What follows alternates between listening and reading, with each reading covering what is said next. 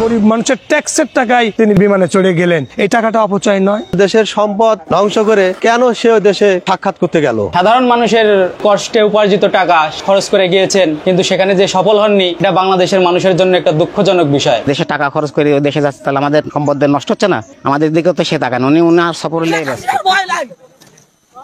রক্ত দিব, রাস্তা নেমেছি, জয় মুক্তি করে তো ঘরে ফিরবো। যে ক্ষতি করছে শেখ হাসিনা কি করছে? আজকে গরিবের যা সম্পদ আছে সব লুটপাট করছে। শিবির সব শেষ করে শত শত কোটি টাকার পিএস কামায় ফেলতেছে কতদিনে? 10 মাসে। হাসিনার তো 15 বছর সময় লাগছিল। পলিটিশিয়ানদের তো 15 বছর 20 বছর লাগে এইরকম অর্থ কামাইতে। এই বাটপারদের তো 3 মাস 4 মাস 5 মাসে তারা কামায়। পলিটিশিয়ান